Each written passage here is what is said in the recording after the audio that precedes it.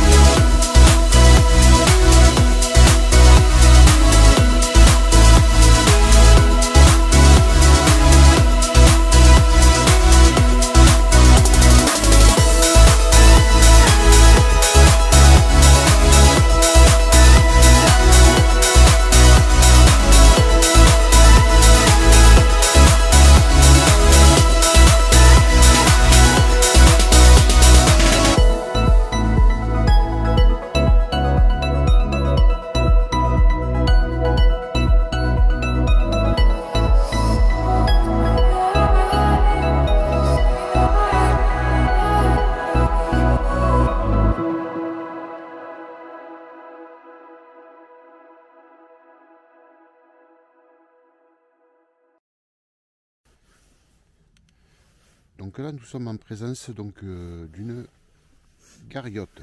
Alors il y a deux styles d'habitation donc enfin de petites constructions, pardon, de bergers comme ça. C'est un grand débat dans le département. Donc il y a les caselles et les gariotes. Alors les gariotes, donc les petites comme ça, en fait servaient aux bergers d'entreposer leur matériel, que ce soit pour les champs ou tout ce qu'ils avaient besoin en fait pour le troupeau, alors que les caselles en fait pouvaient être des lieux d'habitation sommaire suivant les saisons de la transhumance. Voilà, c'est-à-dire que quand les troupeaux étaient par là, donc en fait ils pouvaient très bien habiter là. Voilà, donc il y avait des fenêtres, etc. et tout. Et là, il n'y a simplement qu'une petite porte. Ça servait donc d'abri quand il pleuvait, bien sûr, ou neigeait à l'époque. Voilà, parce que bon, là, ça fait longtemps qu'il n'a pas neigé dans le coin quand même, dans le Lot. C'est clair. Enfin, dans ce côté du Lot, on va dire. Voilà. Oui. Donc voilà, vous avez ce style de petite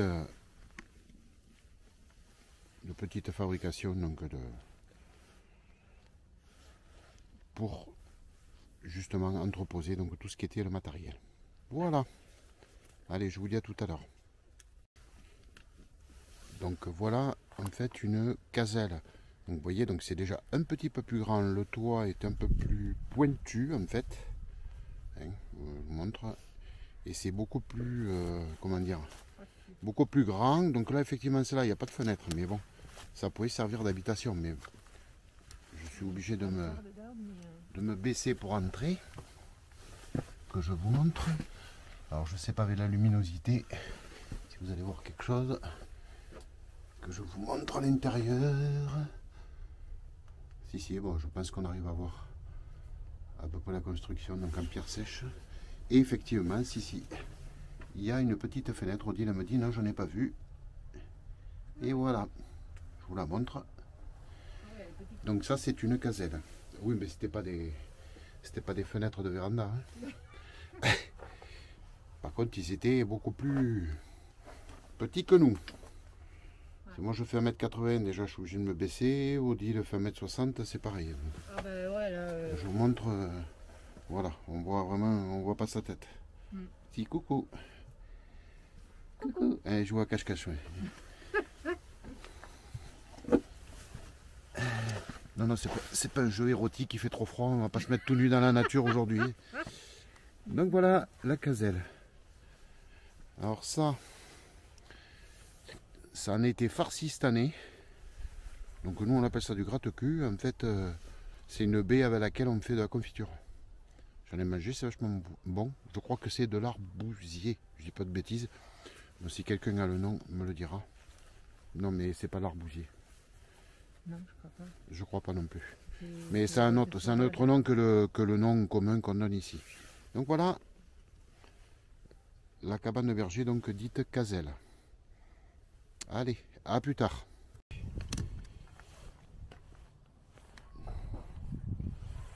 Alors là, nous sommes au lac du Freys, donc en fait dans le cos du Lot. Il y a beaucoup de points d'eau comme ça, donc là vous voyez c'est une pompe en fait, une pompe manuelle, où il y avait un tuyau qui descendait dans l'eau, et en fait les villageois venaient chercher l'eau là. Voilà. Non, c'est de l'autre côté, là, il y a un crâne. Mais c'est pas grave. Mais elle a bien tenté. Hein. C'est bien essayé. Donc, pour pomper l'eau, afin de ramener l'eau donc dans les habitations. Voilà.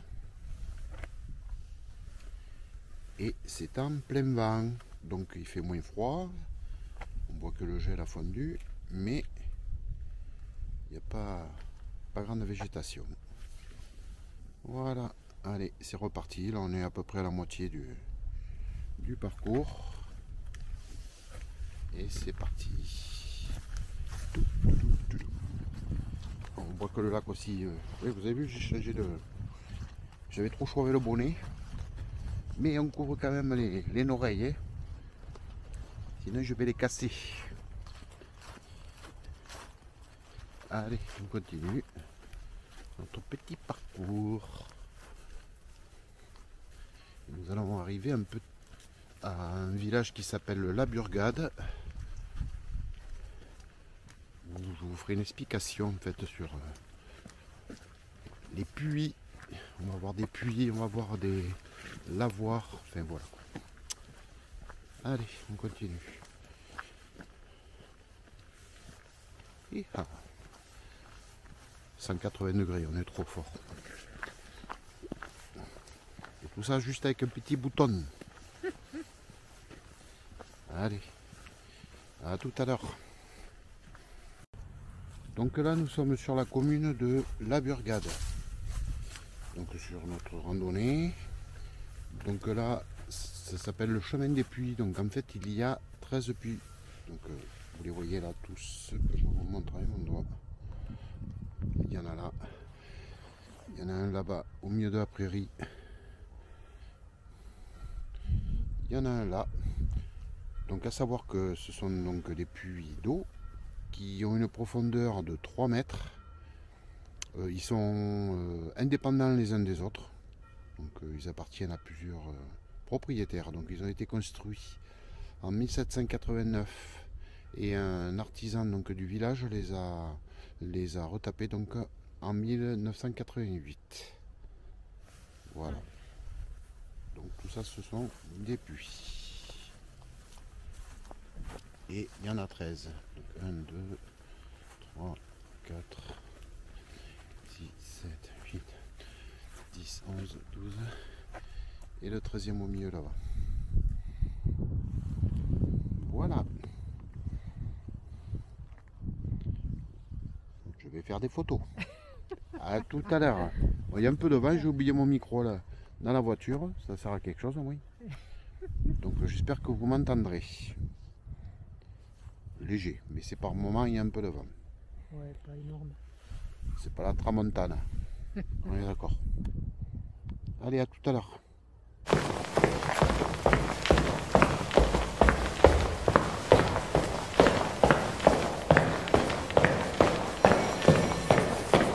Écoutez, randonnée finie. On est revenu au centre de Ojol. Bonjour. Donc, écoutez, très belle randonnée avec plein de patrimoine, comme je vous expliquais tout au long de la vidéo.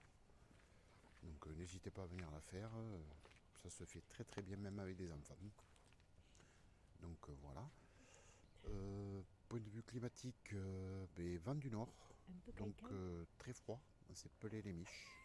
C'est le cas de le dire.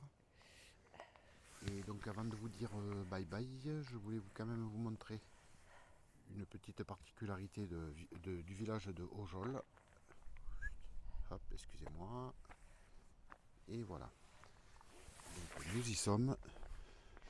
Donc vous avez donc ce petit plan d'eau avec ces 20 lavoirs papillons. Alors il n'y en a pas partout, enfin il y en a, mais pas autant. Hein. Ici je crois que c'est l'endroit où il y en a le plus. Il y en a 20. Donc lavoir papillon, pourquoi? Pour sa forme en V.